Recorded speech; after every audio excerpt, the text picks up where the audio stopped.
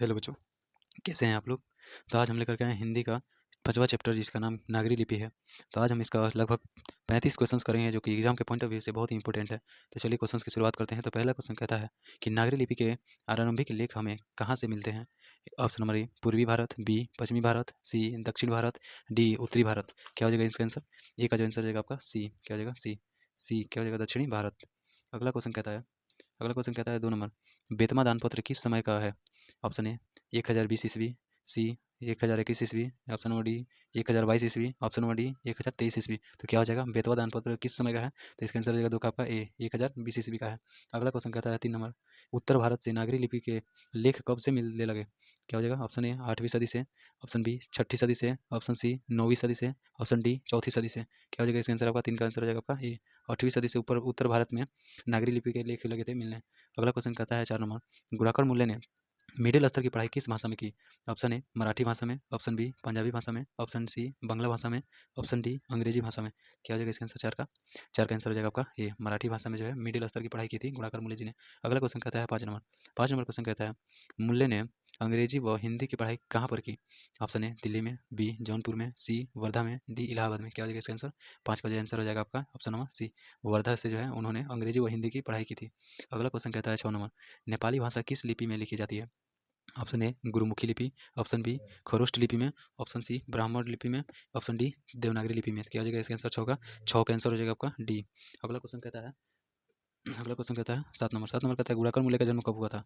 Option A 1935 ईस्वी में, option B 1936 ईस्वी में, ऑप्शन सी 1937 ईस्वी में, ऑप्शन डी 1938 ईस्वी में। क्या हो जाएगा 7 का आंसर हो जाएगा आपका ए 1935 ईस्वी में इनका जन्म हुआ था। अगला क्वेश्चन कहता है 8 नंबर क्वेश्चन कहता है गुणाकर मूल्य का जन्म कहाँ हुआ था। गुणाकर मूल्य का जन्म कहाँ हुआ था। ऑप्शन नंबर ए केरल में, ऑप्शन बी तमिलनाडु में, ऑप्शन सी महाराष्ट्र में, या ऑप्शन डी उत्तर प्रदेश में। तो क्या हो जाएगा गुणाकर मूल्य जी का जन्म कहाँ हुआ था। तो ऑप्शन नंबर हो जाएगा आपका 8 का सी महाराष्ट्र में इनका जन्म हुआ था। अगला क्वेश्चन कहता है 9 नंबर क्वेश्चन कहता है इन्होंने किस पुस्तक में पुरानी लिपियों की विस्तृत जानकारी दी है। ऑप्शन ए संस्कृति, ऑप्शन बी अक्षर कथा, ऑप्शन सी प्राचीन भारत का इतिहास, ऑप्शन डी पूरा लिपि शास्त्र। क्या हो जाएगा इसका आंसर। 9 का जो हो जाएगा आपका आंसर बी अक्षर कथा में उन्होंने पुरानी लिपियों की विस्तृत जानकारी दी है। अगला क्वेश्चन कहता है 10 नंबर गुप्तों की राजधानी को क्या कहा जाता है। गुप्तों की राजधानी को क्या कहा जाता है। Option A Pataliputra, option B Kusumpur, option C Bilaspur, option D Devnagar. क्या हो जाएगा इसका आंसर हो जाएगा 10 नंबर देवनगर। अगला क्वेश्चन कहता है 11 नंबर क्वेश्चन कहता है बंगला लिपि प्राचीन नागरी लिपि की है क्या। ए पुत्री, बी बहन, सी भगनी, डी बहू। क्या हो जाएगा आपका आंसर। 11 का जो आंसर हो जाएगा आपका बी। ये जो बंगली लिपि है वो प्राचीन नागरी लिपि की क्या है, बहन है। अब 12 नंबर क्वेश्चन कहता है केरल के शासकों के द्वारा सिक्कों पर वीर केरलस से शब्द किस लिपि में लिखी गई है। ऑप्शन ए नागरी लिपि में, ऑप्शन बी ब्राह्मी लिपि में, ऑप्शन सी नदी नागरी लिपि में, ऑप्शन डी गुरुमुखी लिपि में। तो क्या हो जाएगा इसका आंसर आपका 12 का आंसर हो जाएगा आपका ये वो जो है नागरी लिपि में लिखी गई है। अगला क्वेश्चन कहता है 13 नंबर क्वेश्चन कहता है पहले पहल किन राज्यों के लेखों के लिपि को ही नंदी नागरी नाम दिया गया था। ऑप्शन ए देवगिरी के राजाओं का, ऑप्शन बी विजयनगर के राजाओं का, ऑप्शन सी राष्ट्रकूट के राजाओं का, ऑप्शन डी चोल राजाओं का। तो क्या हो जाएगा इसका आंसर 13 का जो आंसर हो जाएगा आपका बी विजयनगर के राजाओं का। अगला क्वेश्चन कहता है 14 नंबर क्वेश्चन कहता है उत्तर भारत की विशेष स्थापत्य शैली को क्या कहते हैं। उत्तर भारत की जो विशेष स्थापत्य शैली है उसको क्या कहते हैं। ऑप्शन ए ललित शैली, बी अभिनागर शैली, सी विभराट शैली, डी नागर नागर शैली। क्या हो जाएगा इसका आंसर। 14 का जो आंसर हो जाएगा आपका हो जाएगा डी। इसको क्या कहते हैं, नागर शैली। अगला क्वेश्चन कहता है 15 नंबर क्वेश्चन कहता है देवनागरी लिपि में मुद्रण के टाइप कब बने। ऑप्शन ए 2 सदी पहले, बी 2 दशक पहले, सी 20वीं सदी में, डी 11वीं सदी में। क्या हो जाएगा इसका आंसर। 15 का जो आंसर हो जाएगा आपका ये 2 सदी पहले ही नागरी लिपि में मुद्रण के टाइप बने। अगला क्वेश्चन कहता है 16 नंबर नागरी लिपि कब एक सर्वदेशिक लिपि थी। ऑप्शन ए 15वीं सदी में, ऑप्शन बी ईसा पूर्व काल में, ऑप्शन सी 8वीं या 11वीं सदी में, ऑप्शन डी कभी नहीं। क्या हो जाएगा इसका आंसर 16 का आंसर हो जाएगा आपका सी 8वीं 11वीं सदी में जो नागरी लिपि है वो सर्वदेशिक लिपि थी। अगला क्वेश्चन 17 नंबर का था पहले दक्षिण भारत की नागरी लिपि क्या कहलाती थी। Option A Nandi Nagari, B Konkani, C Brahmi, D Siddham. क्या हो जाएगा इसका आंसर 17 का आंसर हो जाएगा आपका डी। क्या हो जाएगा सिद्धम। पहले दक्षिण भारत की नागरी लिपि क्या कहलाती थी, सिद्धम। अगला क्वेश्चन कहता है 18 नंबर गुणाकर मूल्य ने विभिन्न विषयों पर कितने निबंध लिखे हैं। यह बहुत बार क्वेश्चन पूछ चुका है। गुणाकर मूल्य ने विभिन्न विषयों पर कितने निबंध लिख चुके हैं। 18 का क्या हो जाएगा ऑप्शन नंबर बी 2500 से अधिक। अगला क्वेश्चन कहता है 19 नंबर भारतीय लिपियों की कहानी किनकी प्रसिद्ध रचना है। गुणाकर मूल्य की, नलिन विलोचन शर्मा की, महादेवी वर्मा की, या सुमित्रा नंदन पंत की। क्या हो जाएगा इसका आंसर। इसका आंसर हो जाएगा आपका ये गुणाकर मूल्य की। अगला क्वेश्चन कहता है 20 नंबर क्वेश्चन कहता है इस्लामी शासक का आरंभ काल है क्या है। ऑप्शन ए 12वीं सदी, ऑप्शन बी 13वीं सदी, ऑप्शन सी 14वीं सदी, ऑप्शन डी 15वीं सदी। क्या हो जाएगा इसका आंसर 20 का 20 का जो आंसर हो जाएगा आपका ए, 12वीं सदी। इस्लामिक शासन का जो आरंभ काल था क्या था, 12वीं सदी। अगला क्वेश्चन कहता है 21 नंबर, गुणाकर मूल्य की मृत्यु कब हुई थी? ऑप्शन ए 1995 ईस्वी में, 1990 ईस्वी में, 2005 में, सॉरी बी नंबर ऑप्शन कहता है 1999 ईस्वी में, सी नंबर कहता है 2005 में, डी 2009 में। क्या हो जाएगा इसका आंसर? 21 का 21 का आंसर हो जाएगा आपका डी। इनका जो मृत्यु हुआ था कब हुआ था? 2009 ईस्वी में। अगला क्वेश्चन कहता है 22 नंबर, किस शासक ने अपने सिक्कों पर राम सीता की आकृति और नागरी लिपि में रामसिंह शब्द अंकित करवाए थे? तो वो कौन सा शासक था? Option A Shershah Suri, B Harihar, C Akbar, D Chandragupta द्वितीय। क्या हो जाएगा इसका आंसर 22 का?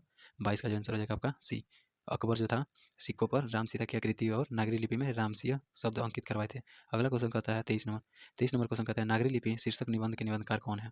Option A Gunakar Mulya, option B Ramchandra Shukla, option D doctor Bholanath Tiwari, option D Baburam Saxena. क्या हो जाएगा इसका आंसर 23 का? 23 का जो आंसर हो जाएगा आपका ऑप्शन नंबर ए गुणाकर मूल्य जी। अगला क्वेश्चन कहता है 24 नंबर क्वेश्चन कहता है नागरी लिपि शीर्षक पाठ किस पुस्तक से लिया गया है? ऑप्शन ए अक्षरों की कहानी, ऑप्शन बी भारतीय लिपियों की कहानी, ऑप्शन सी अक्षर कथा, ऑप्शन डी इनमें से कोई नहीं। क्या हो जाएगा इसका आंसर 24 का? 24 का आंसर आ जाएगा आपका बी, भारतीय लिपियों की कहानी से लिया गया है। अगला क्वेश्चन कहता है 25 नंबर, मराठी भाषा की लिपि कौन सी है? मराठी भाषा जो है उसकी कौन सी लिपि है? ऑप्शन ए ब्राह्मणी लिपि, ऑप्शन बी नंदी नागरी लिपि, ऑप्शन सी देवनागरी लिपि, ऑप्शन डी मराठी लिपि। क्या हो जाएगा इसका आंसर 25 का? 25 का आंसर हो जाएगा आपका सी देवनागरी लिपि। कौन सा लिपि है मराठी भाषा का? देवनागरी लिपि। अगला क्वेश्चन कहता है 26 नंबर, टकसाल का संबंध है, टकसाल जो है उसका क्या संबंध है? ऑप्शन ए सिक्कों से, बी अभिलेखों से, सी लिपि से, डी अनाज के ढेरों से। क्या हो जाएगा इसका आंसर 26 का? टकसाल का संबंध किससे है? 26 का क्या हो जाएगा आपका ए सिक्कों से, टकसाल जो है सिक्कों से इसका संबंध है। ऑप्शन नंबर ए 26 का ऑप्शन नंबर ए। अगला क्वेश्चन कहता है 27 नंबर, श्रवण बेलगोला स्थान का संबंध है, श्रवण बेलगोला जो है स्थान का संबंध है किससे है? ऑप्शन ए जैन धर्म से, बी बौद्ध धर्म से, सी सिख धर्म से, और डी जो है वैष्णव धर्म से। क्या हो जाएगा इसका आंसर 27 का? 27 का आंसर हो जाएगा आपका ऑप्शन नंबर ए, इसका जो संबंध है वो जैन धर्म से है। अगला क्वेश्चन कहता है 28 नंबर, 28 नंबर क्वेश्चन कहता है सिद्धम क्या है? सिद्धम जो है क्या है? ऑप्शन ए मंत्र है, बी सिद्ध योगी है, सी साधु है, डी एक प्रकार की लिपि है। सिद्धम जो है क्या है? 28 का क्या हो जाएगा इसका ऑप्शन नंबर डी, यह एक प्रकार की लिपि है। सिद्धम एक प्रकार की लिपि है, ऑप्शन नंबर डी। अगला क्वेश्चन कहता है 29 नंबर, किसे देवनागरी की संज्ञा दी गई? किसे देवनागरी की संज्ञा दी गई? Option A Prayag, option B Kashi, option C Mathura, option D Ujjain. क्या हो जाएगा इसका आंसर? 29 का जो आंसर हो जाएगा आपका ऑप्शन नंबर बी, काशी को देवनागरी की संज्ञा दी गई। अगला क्वेश्चन कहता है 30 नंबर, हिंदी के आदि कवि कौन है? Option A Sarahpad, option B Tulsi, option C Valmiki, option D Nirala. क्या हो जाएगा इसका आंसर? 30 का जो आंसर हो जाएगा आपका ऑप्शन नंबर ए सरहदपाद। क्या हो जाएगा ऑप्शन नंबर ए सरहदपाद। अगला क्वेश्चन कहता है 31 नंबर क्वेश्चन कहता है अमोघ वर्ष कौन था? अमोघ वर्ष जो है कौन था?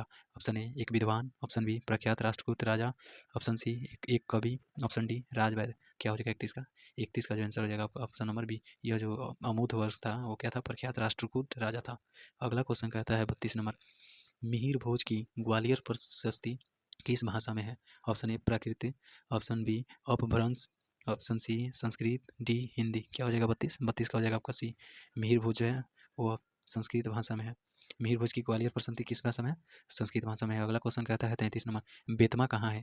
बेतमा जो है वो कहाँ है? ऑप्शन ए इंदौर के पास, बी इलाहाबाद के पास, सी पुणे के पास, डी पटना के पास। क्या हो जाएगा बेतमा जो है कहाँ है वो? 33 का क्या हो जाएगा आपका ऑप्शन नंबर ए इंदौर के पास।